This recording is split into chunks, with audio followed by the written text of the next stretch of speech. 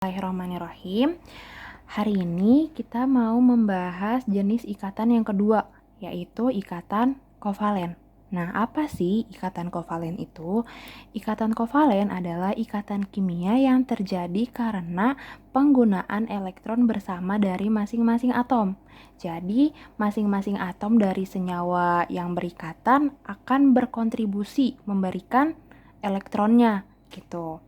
Nah, sehingga dia kan atom-atomnya berarti melakukan penangkapan elektron atau menangkap elektron.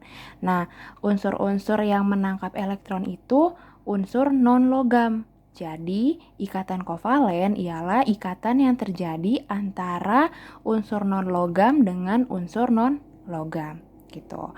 Nah, sekarang gimana sih caranya kita membedakan bedanya senyawa ionik dengan senyawa kovalen? Nah, di sini Ibu sudah sediakan kotak kovalen. Jadi, kalau misalkan senyawa itu diawali sama unsur-unsur yang ada dalam kotak kovalen, maka dapat dipastikan kalau senyawa tersebut merupakan senyawa kovalen gitu. Di sini contoh senyawa kovalen itu ada CH4, H2O, HCl, CO2, PCl3 dan sebagainya gitu. Nah, di sini kotak kovalen tersusun berdasarkan letak golongannya atau jumlah elektron valensi. Di sini H, hidrogen itu memiliki elektron valensi 1, berarti dia berada di golongan 1 gitu. Dan seterusnya sampai xenon yang memiliki elektron valensi 8. Berarti dia ada di golongan 8 gitu. Nah, berdasarkan jumlah ikatannya, ikatan kovalen itu dibedakan menjadi 3, yaitu ikatan kovalen tunggal, ikatan kovalen rangkap 2, dan ikatan kovalen rangkap 3. Nah, di ikatan kovalen ini kita mulai belajar menggambarkan ikatan atau menggambarkan proses terjadinya ikatan tersebut gitu. Nah, struktur yang kita pakai untuk menggambarkan suatu ikatan itu disebut dengan struktur Lewis gitu. Cara untuk menggambarkan struktur Lewis itu ada beberapa cara. Yang pertama boleh pakai lambang bulat atau titik, yang kedua lambang silang, dan yang ketiga lambang garis. Kita bahas satu-satu ya jenis ikatan kovalennya. Yang pertama, ikatan kovalen tunggal. Nah, ikatan kovalen tunggal adalah suatu ikatan kovalen yang terbentuk dari penggunaan bersama sepasang elektron. Nah, yang namanya sepasang elektron biasanya dia terdiri dari 2 elektron. Gitu. Nah, di ikatan kovalen tunggal ini masing-masing atomnya memberikan kontribusi 1 elektron. 1 elektron untuk digunakan secara bersama. Itu. Di sini ada contoh HCl. H berikatan dengan Cl atau 1H berikatan dengan 1Cl gitu. Caranya kita harus mengkonfigurasikan elektronnya terlebih dahulu. Di sini H. H itu punya nomor atom 1, berarti konfigurasinya 1. Terus Cl. Cl itu konfigurasinya 2, 8, 7 karena dia memiliki nomor atom 17 gitu. Nah, di sini H itu kan memiliki elektron valensi 1 ya. Berarti untuk mencapai kestabilan dia itu butuh 1 elektron. Karena unsur H di sini akan menganut aturan duplet gitu. Jadi H butuh menangkap 1 elektron gitu. Terus sekarang kita lihat yang Cl. Yang Cl elektron valensinya 7. Nah, dia ini menganut aturan oktet, berarti dia juga membutuhkan 1 elektron gitu. Kemudian kita gambarkan jumlah elektron valensinya. Di sini misalkan H. H kita menggunakan lambang bulat. Di sini H elektronnya 1 kan, elektron valensinya. Nah, terus yang Cl elektron valensinya berapa? 7. Nah, Cl untuk mencapai kestabilan kan dia butuh 1. Berarti karena di sini H sudah memasang 1 elektron, berarti di sebelahnya sini Cl juga harus memasang 1 elektron gitu. Nah, kita tinggal melengkapi sampai jumlah elektron valensinya 7. Berarti di sini udah 1, 2, 3, 4, 5, 6, 7 gitu. Nah, sekarang kita lihat kestabilannya si Cl. Si Cl itu kan tadi elektron valensinya 7. Terus yang di tengah ini namanya elektron bersama. Elektron bersama. Jadi bisa dipakai bareng-bareng gitu. Nah, berarti si Cl untuk mencapai kestabilan dia minjem 1 elektron dari si H. Set. Nah, sekarang si Cl jadi oktet karena sudah memiliki 8 elektron. Sekarang si H. Si H yang tadinya cuma 1, dia juga dapat pinjaman nih dari si Cl. Nanti kita buletin. Set. Nah, berarti si H sekarang elektronnya udah jadi 2 atau menganut aturan duplet gitu. Nah, untuk menggambarkan lambang garisnya itu caranya yang di tengah ini kan dia udah berikatan nih. Yang di tengah ini kita ganti dengan lambang garis. Berarti jadinya H berikatan dengan Cl gitu. Dia jadi berubah jadi lambang garis. Terus kita lihat di H dia punya elektron bebas nggak? Nggak ada kan, karena si H cuman punya 1 elektron. Terus sekarang kita lihat di Cl. Cl di sini punya elektron bebas? Iya, punya. Dia punya berapa elektron? 6 elektron, karena 1 elektronnya kan sudah dipakai untuk berikatan nih. Udah jadi garis, udah jadi ikatan. Berarti elektron bebasnya si Cl harus kita tulis. Berarti 1, 2, 3, 4, 5, 6 gitu. Jadi struktur Lewis dari HCl adalah H berikatan dengan Cl dengan elektron bebas Cl ada 6 elektron gitu. Nah, sekarang kita ke contoh yang kedua. H2O. Berarti ada unsur H 1, berarti konfigurasi elektronnya 1. Terus O. Nomor atomnya 8, berarti konfigurasi elektronnya 2 sama 6. Nah, di sini kan soalnya H2O ya. Ingat, atom pusat itu dia yang jumlah atomnya lebih sedikit. Nah, karena H2O itu ada 2H dan 1O, berarti yang menjadi atom pusat adalah si O gitu. Kita gambarin dulu nih si O. Nah, si O ini berikatan 2H. Berarti kan H itu elektron valensinya 1. Untuk mencapai kestabilan, dia kan harus menangkap 1 elektron. Nah, sedangkan si O itu harus menangkap 2 elektron. Gitu. Nah, sekarang kita gambarkan. Ini kita hapus ya, kita ganti di sini yang bawah. O. Nah, karena O itu butuh menangkap 2 elektron dan mengikat 2H, berarti di kanan kirinya itu kita kasih 1 gitu. Nah, untuk melengkapinya kita bisa taruh di atas sama bawah. Di sini udah ada 2, berarti tinggal 4. 1, 2, 3, 4. Nah, atom pusatnya udah kita bikin nih. Berarti sekarang kita bikin si H-nya. H berarti H elektron valensinya 1. Terus H elektron valensinya 1. Gitu. Sekarang kita lihat kestabilannya. Kestabilannya si H yang tadinya 1 dapat pinjaman nih. Jadi 2. Berarti si H sudah stabil atau sudah duplet. H sini juga sama nggak? Sama juga kan?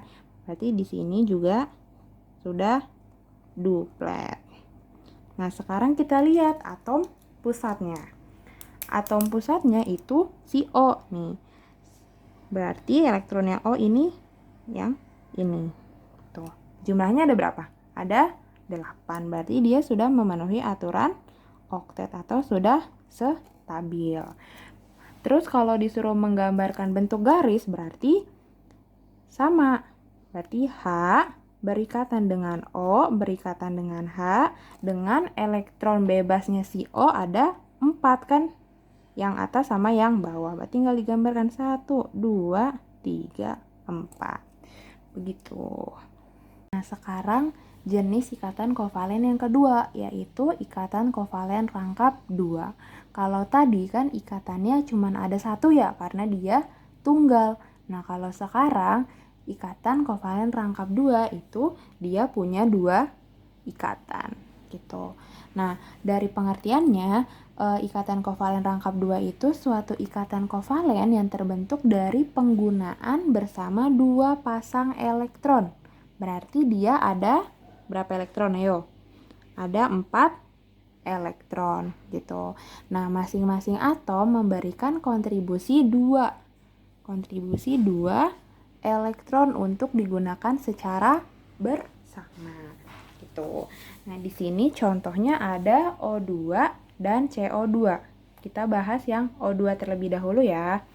Pertama, caranya kita harus mengkonfigurasikan elektronnya terlebih dahulu. Berarti O2, berarti ada O sama ada O kan? Nah, elektronnya si O ada berapa? Ada 8. Berarti konfigurasinya 2, 6. O juga sama kan? O yang bawah juga 2 sama 6.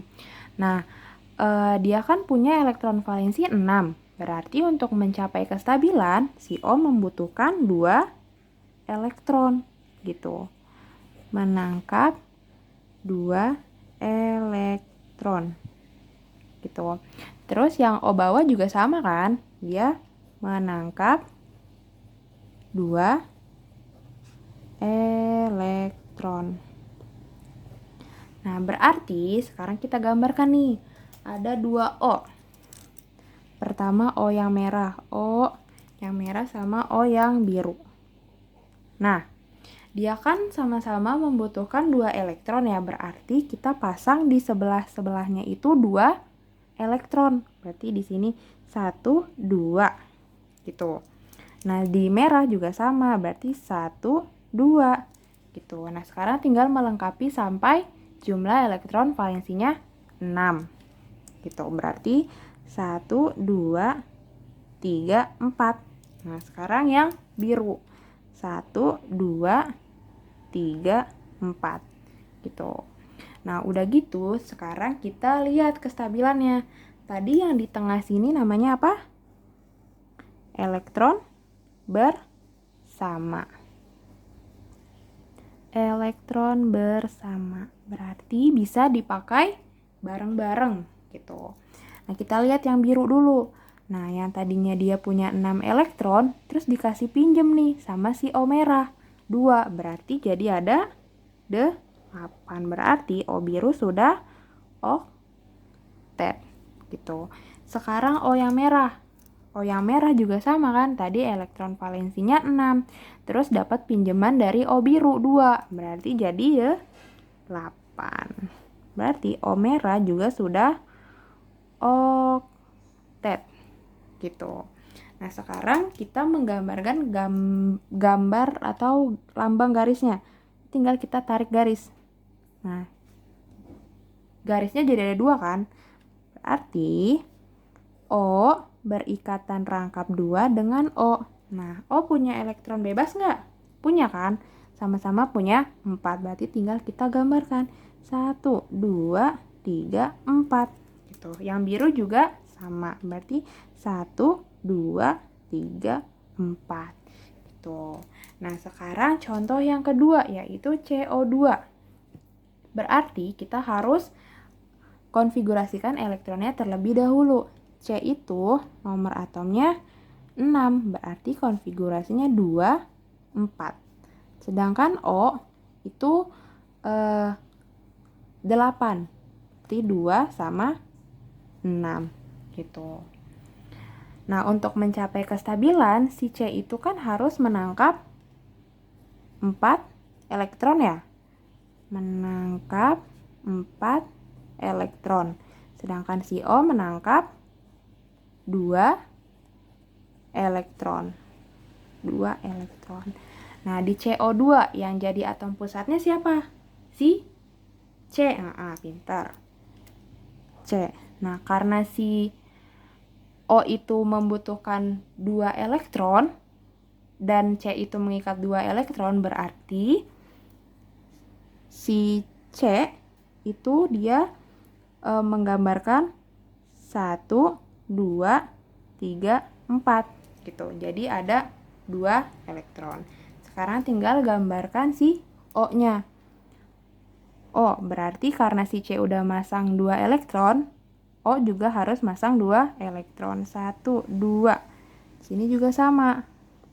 1, 2. Nah, karena elektron valensinya O itu ada 6, berarti tinggal kita lengkapi. Udah ada 2, 3, 4, 5, 6. Nah, di sini juga sama. 3, 4, 5, 6 gitu. Nah, sekarang kita lihat kestabilannya dari si O dulu. O itu kan tadi punya elektron valensi 6. Terus dia dikasih pinjaman 2 nih sama si C. Berarti jadi 8. Berarti O sudah oktet. Gitu. Terus O yang sebelah sini juga sudah oktet. Oktet. Nah, sekarang si atom pusatnya, si C. Kan si C itu tadi butuh 4 elektron ya. Nah, dia udah dikasih 2 elektron nih dari masing-masing O. Gitu, berarti elektronnya si C sekarang jadi 8. Berarti C juga sekarang sudah oktet atau stabil. Nah, gambar lambang garisnya berarti tinggal kita tarik garis nih. Set, set, set, set. Berarti O berikatan rangkap 2 dengan C, berikatan rangkap 2 dengan O. Dengan elektron bebasnya si O ada 4 kan masing-masing O, berarti 1, 2, 3, 4. Di sini juga sama, 1, 2, 3, 4. Nah, sekarang jenis ikatan kovalen yang ketiga, yaitu ikatan kovalen rangkap 3. Kalau tadi tunggal ikatannya ada 1, kalau rangkap 2 ada 2, nah kalau rangkap 3 berarti ikatannya ada 3. Nah, dari pengertiannya nih, ikatan kovalen rangkap 3 adalah suatu ikatan yang terbentuk dari penggunaan 3 pasang elektron. 3 pasang elektron berarti dia ada 6 elektron gitu. Nah, masing-masing atom memberikan kontribusi 3 elektron untuk digunakan secara bersama. Nah, contohnya di sini ada N2 atau nitrogen. Jadi N2 itu nitrogen berikatan dengan nitrogen. Nah, caranya kita harus mengkonfigurasikan elektronnya terlebih dahulu gitu. Nomor atom N itu berapa yo? Nomor atom N itu ada 7. Berarti konfigurasinya 2 sama 5 gitu. Kan karena N-nya 2 berarti N berikatan dengan N kan, berarti 2 sama 5 juga konfigurasi elektronnya. Nah, si N ini untuk mencapai kestabilan dia kan butuh 3 elektron gitu kan. Menangkap 3 elektron. Nah, di sini juga sama kan, menangkap 3 elektron gitu. Nah, sekarang kita gambarkan nih. Ada N yang warna biru dulu ya. N yang warna biru. N warna biru karena dia butuh 3 elektron berarti di sini kita kasih 3 elektron. 1, 2, 3. Nah, sekarang N yang merah. N yang merah berarti juga sama 1, 2, 3. Nah, sekarang kita tinggal melengkapi jumlah elektron valensinya si N aja yaitu 5. Karena udah 3 berarti kurang 2. 1, 2. Nah, yang biru juga sama. 1, 2 gitu. Nah, sekarang kita lihat kestabilannya. Nah, ingat di sini itu namanya apa? Ikatan kovalen rangkap 3 atau elektron yang digunakan bersama atau elektron bersama gitu. Nah, sekarang kita lihat nih kestabilannya. Tadi N biru cuman punya elektron valensi 5. Terus dikasih pinjem 3 elektron sama N merah. Berarti jadi 8. Berarti N biru sudah oktet gitu. Sekarang N yang merah. N yang merah juga sama. Awalnya dia punya 5 elektron. Terus dikasih pinjaman 3 dari N biru. Berarti jadi 8. Berarti N merah juga sudah oktet gitu. Nah, untuk menggambarkan lambang garis tinggal ditarik garis. 1, 2, 3 gitu. Berarti menjadi N berikatan rangkap 3 dengan N. Dengan elektron bebasnya berapa yo? Elektron bebas di N biru ada 2. Berarti kita gambarkan 1, 2 gitu. Yang ini juga 1, 2 gitu. Oh maaf, yang ini berarti jadinya lambangnya bulat ya. Lambangnya bulat gitu.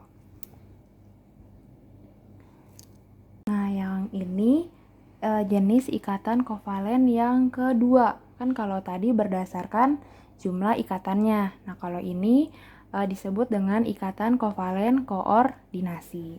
Nah, ikatan kovalen koordinasi ini ikatan kovalen di mana pasangan elektron yang digunakan hanya berasal dari salah satu atom aja gitu. Kan kalau tadi sama-sama atom itu saling berikan elektronnya gitu kan ya. Nah, kalau ini dia hanya dari satu atom saja tapi dipakai bareng-bareng gitu. Ibaratnya nebeng lah si atom yang gak punya elektron valensi sisa tapi mau membentuk ikatan gitu. Nah, contohnya di sini NO2. Nah, NO2 di sini kan kita pernah bahas di penyimpangan aturan oktet ya. Nah, sekarang kita bahas ya. Nih, NO2 berarti pertama kita harus mengkonfigurasikan elektronnya terlebih dahulu. Berarti N. N itu nomor atomnya berapa? 7. Berarti 2 sama 5. Terus O. O itu 8. Berarti 2, 6. Nah, di sini N itu kan mengikat 2 O ya. Mengikat 2 O. N mengikat 2 O. Nah, di sini 1 O itu berikatan rangkap 2 dan 1 O lagi berikatan tunggal. Tapi asal elektronnya hanya dari si N gitu. Sekarang kita gambar berarti di sini 2, 1, 2. Nah, di sini juga 2. Tapi si O itu tidak menyumbangkan elektronnya gitu. Jadi dia si O yang rangkap 1 ini dia nebeng ke si N. Berarti sini 1, 2. Nah, berarti elektron valensinya N yang belum digambarkan ada berapa? Ada 1 kan? Kita taruh di atas. Set. Nah, gitu. Terus sekarang kita gambarkan jumlah elektron valensinya si O. Nah, karena di sini N sudah masang 2 elektron, berarti O juga harus membalasnya dengan 2 elektron. 1, 2, 3, 4, 5, 6. Nah, di sini O juga menuliskan jumlah elektronnya. Ada 6 kan? 1, 2, 3, 4, 5, 6 gitu. Nah, sekarang kita lihat kestabilannya. Kestabilannya si O ini ada berapa? Ada 8 kan? Dia ada 6 terus dapat pinjaman. Berarti dia sudah oktet gitu. Nah, si O yang satunya lagi yang ikatan tunggal udah oktet juga nggak? Kan ada 6, pinjam 2. Jadi sudah oktet juga kan? Set, berarti juga sudah oktet. Nah, sekarang si atom pusatnya. Si atom pusatnya oktet nggak? 1, 2, 3, 4, 5, 6, 7.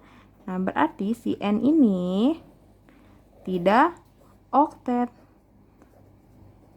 Karena hanya memiliki 7 elektron. Nah, ini nih yang dinamakan dengan ikatan kovalen koordinasi. koordinasi. Ikatan kovalen koordinasi. Jadi penggunaan elektron bersamanya hanya dari si N. Si O cuma nempel doang. Dia nggak ngasih elektronnya. Gitu. Terus ada contoh lagi NH3BF3. Nah, ini berarti kita bikin dulu nih. NH3. NH3 itu pusatnya kan si N ya. Atom pusatnya si N. Nah, atom pusatnya si N itu punya elektron valensinya 5. Nah, dia berikatan sama 3H. Berarti dia sisa 2 kan? 1, 2, 3, 4, 5. Nah, dia berikatan sama H. H1, 2, 3. Nah, gitu kan? Terus dia dipasangkan dengan BF3. Nah, B itu kan elektron valensinya 3 ya, B. B itu 3, 1, 2, 3. Terus berikatan sama si F. F-nya juga 3. 1, 2, 3. Nah, si B ini kan dia nggak punya elektron bebas ya. Jadi dia kalau mau berikatan sama siapa-siapa nggak bisa. Karena dia nggak punya elektron bebas gitu. Nah, karena dia berikatan sama si N, NH3, N itu kan punya 2 elektron bebas ya. Atau 1 pasang elektron bebas gitu. Nah, 1 elektron dari N ini dikasih pinjem ke si B. Dikasih pinjem ditaruh sini. Jadinya hilang nih. Di N tinggal 1. Nah, jadinya begini. N 1, 2, 3. Terus dia karena berikatan sama H. 1, 2, 3. Terus dia berikatan sama si B. Nah, B 1, 2, 3. B itu berikatan sama 3F. 1, 2, 3. Nah, si elektron yang ini yang pindah tadi jadi di sini. Set. Nah, gitu. Di sini F itu elektron valensinya 7, berarti tinggal kita lengkapin. 1, 2, 3, 4, 5, 6. 1, 2, 3, 4, 5, 6. 1, 2, 3, 4, 5, 6. Gitu. Di sini juga sama. 1, 2, 3, 4, 5, 6. 1, 2, 3, 4, 5, 6. 1, 2, 3, 4, 5, 6. Nah, jadinya dia di sini membentuk ikatan. Set. Nah, gitu. Tapi di sini itu yang dinamakan dengan ikatan kovalen koordinasi. Gitu. Karena hanya dari si N. Si B tuh cuman pengen nebeng aja, tapi dia nggak punya elektron. Gitu. Nah, sekarang kita lanjut ke sifat kepolaran ikatan kovalen. Nah, ternyata ikatan kovalen memiliki 2 sifat kepolaran, yaitu senyawa kovalen polar dan senyawa kovalen non-polar. Nah, kepolaran dari suatu senyawa kovalen ini dapat ditentukan berdasarkan yang pertama itu perbedaan keelektronegatifannya. Terus yang kedua bentuk geometri molekulnya. Gitu. Sekarang kita bahas satu-satu ya. Yang pertama itu yang nonpolar. Nah, ikatan kovalen nonpolar ini terjadi apabila atom-atom yang membentuk ikatan memiliki keelektronegatifan yang sama atau perbedaan elektronegatifannya tidak terlalu besar. Gitu. Sehingga memiliki momen dipol sama dengan 0. Momen dipol itu maksudnya terjadi pengutupan atau polarisasi gitu. Dengan ciri-ciri bentuk molekulnya simetris gitu. Nah, contohnya di sini ada yang molekul sejenis dan molekul tidak sejenis. Contohnya kalau yang sejenis itu dia H2, O2, Cl2, N2, F2, Br2, dan I2. Nah, yang molekul sejenis ini dia fasanya adalah gas gitu. Lalu yang kedua itu molekul tidak sejenis. Nah, kalau yang molekul tidak sejenis ini contohnya BeCl2, CH4, CCl4, PCl5, dan sebagainya. Atau cara mudahnya kalau molekulnya tidak sejenis itu dia atom pusatnya tidak memiliki PeB gitu. Coba sekarang kita buktikan ya. Nah, di sini contohnya BeCl2. Berarti atom pusatnya si Be kan? Atom pusatnya Be. Be itu nomor atomnya 4. Berarti konfigurasi elektronnya 2 sama 2. Terus Cl itu nomor atomnya 17. 2, 8, 7. Nah, pusatnya Be berarti Be.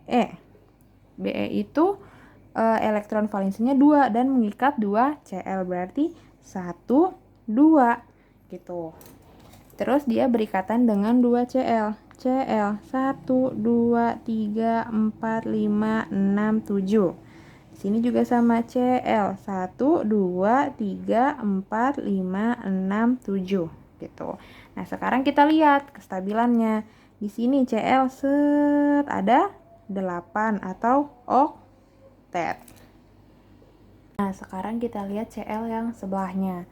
Cl yang sebelahnya oktet juga nggak?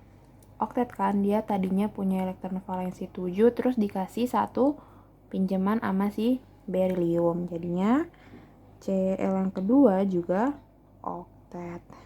Nah, sekarang kita lihat nih si Be. Si Be-nya oktet nggak? Enggak kan? Karena dia hanya memiliki 4 elektron. Nah, dia termasuk penyimpangan oktet yang tidak lengkap. Oktet tidak lengkap karena hanya memiliki 4 elektron. Nah, sekarang kita fokus ke atom pusatnya. Atom pusatnya si Be. Be punya pasangan elektron bebas? Enggak kan? Nah, karena Be tidak memiliki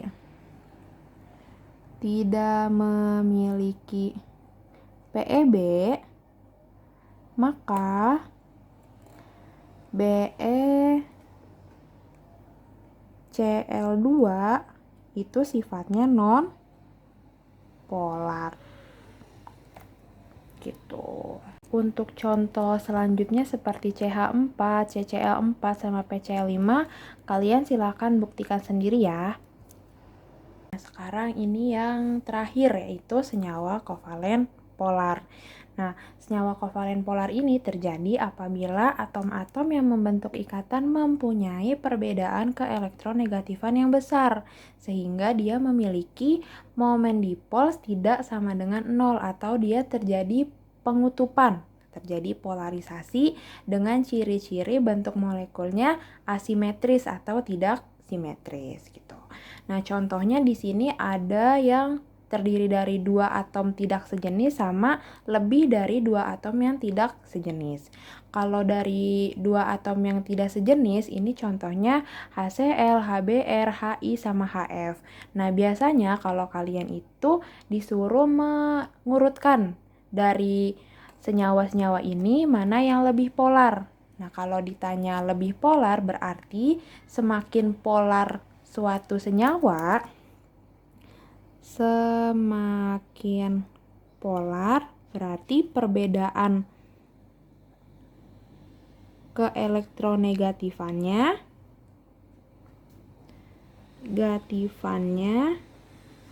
semakin besar. Nah, di sini kan HCl, HBr, Hi sama Hf. Berarti dia itu kan gabungan dari H dengan Cl, Bri sama F. Nah, Cl, Bri dan F itu kan termasuk golongan ketujuh kan, dia sama-sama di satu golongan. Berarti kita harus lihat keelektronegatifan siapa yang lebih besar gitu. Nah, kalau keelektronegatifan itu kan dari satu golongan dari atas ke bawah dia kan semakin kecil. Berarti kita pilih yang elektron negatifannya besar. Nah, di golongan 7A yang paling atas itu kan si F, berarti paling besar HF lebih polar dibandingkan HCl, HBr, dan HI. Berarti yang lebih polar itu si HF gitu.